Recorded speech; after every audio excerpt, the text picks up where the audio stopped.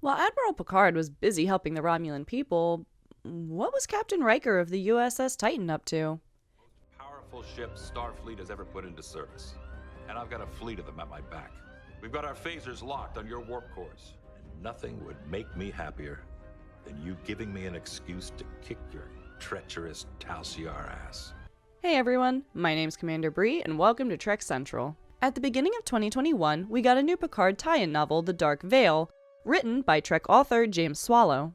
This book follows the adventures of the USS Titan as it deals with not only a reclusive alien species, but a Romulan empire in its death throes. We have 12 years of Riker and Troi on the USS Titan before they retire to Nepenthe. And hopefully with this book and their most recent introduction in Star Trek Lower Decks, we can get more stories of the USS Titan's adventures. We're gonna jump into the video, but before we do, make sure you hit that subscribe button if you're new here to Trek Central. We talk about Star Trek all the time, and we'd love for you to be involved. These are the voyages of the USS Titan in the year 2386, a year after the synth attack on the Utopia Planitia shipyards and the resignation of Admiral Jean-Luc Picard. The Titan had been given the mission of escorting a group of diplomats from a reclusive civilization, the Jazari, back to their star system, which is very close to Romulan space. The Titan reaches the Jazari homeworld and finds that their planet has been completely stripped of everything, with all of the materials being used to build a massive generation ship, as they no longer felt welcome in this sector of space and are even in the process of moving their entire civilization. Even the Jazari within Starfleet had all resigned their commissions to return home, including an officer on the Titan. One of the Jazari construction vessels breaks apart, and with these ships being powered by singularity cores, similar to those empowering the Romulan ships, it creates a subspace fracture. This threatens not only the Titan, but also the generation ship, and Riker orders the Titan to help stabilize the subspace fracture. However, the Titan cannot stabilize the fracture by itself, and is assisted by a Romulan Mogai-class warbird, who also detected the subspace fracture. They're both able to stabilize the singularity, but both vessels are damaged in the attempt. The Romulan ship is called the IRW Ophrys and is commanded by Commander Jaren Madaka. Madaka is a particularly interesting Romulan, with his crew not only being made up of Romulans, but other subservient species of the Romulan Empire. This includes the Remans, Tarai, Garidians, and Norcanians. For assisting the Jazari, both captains and crews were allowed sanctuary on the Generation ship, but only Starfleet accepted. However, both senior officers of both vessels did beam down to the ship to meet with the Jazari. The Generation ship would start to begin its travels away from their former homeworld and would be offered navigational charts from the Romulan commander, as their route passed through a dangerous area of space. The Titan and the Ophrys were allowed to follow the generational ship until it was repaired, with the crew of the Titan staying in one of the Jazari's habitat domes. Commander Riker and Commander Madaka actually had a good exchange while on the generation ship. They talked about their people's temporary alliance during the Dominion War, and how sad it was that they didn't continue. Especially now, with the knowledge of the supernova threatening the Romulan Star Empire, referred to the Romulan people simply as the Star Death.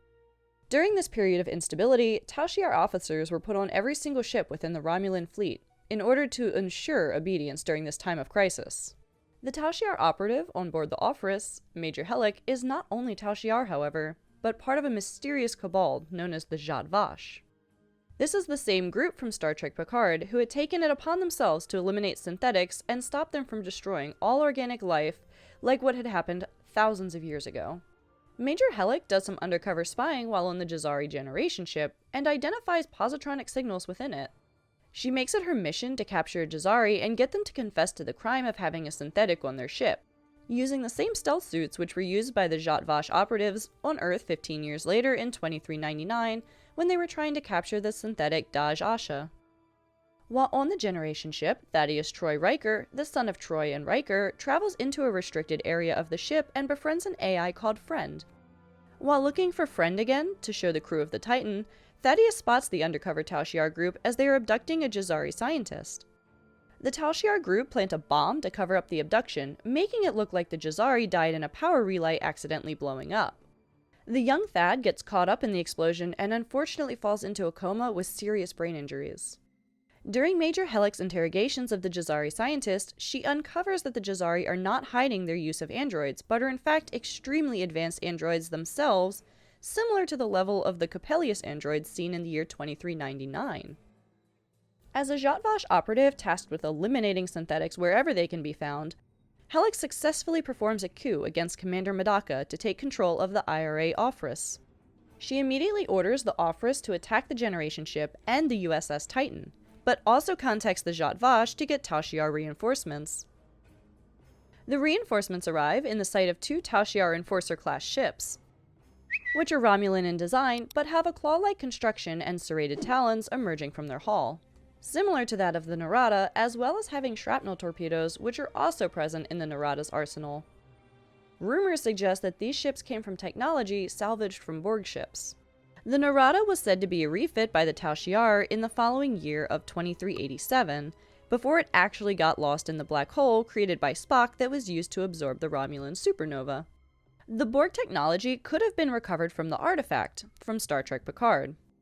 The artifact is a disabled Borg cube which was present in Romulan space and stripped of technology by the Romulans and the Borg Reclamation Project, whose director was the XB Hugh. While the 3 Romulan ships attack the Starfleet and the Jazari vessel, the Jazari are convinced into allowing their technology to be used in order to repair Thaddeus's brain.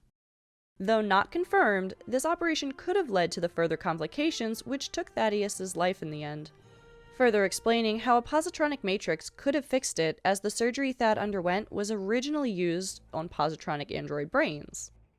Riker manages to also convince the Jazari to assist the USS Titan in defeating the Romulans, and they manage to incapacitate all 3 vessels. The 2 Enforcer-class reinforcement ships decide to self-destruct instead of letting themselves be captured. The Tal Shiar vessels, now rendered disabled, decided that self-destruction was the only course of action. While the Ofris is incapacitated, Helix tries another maneuver and opens unsecure communications to the Titan in order to sneakily transmit a virus that would take control of Riker's ship.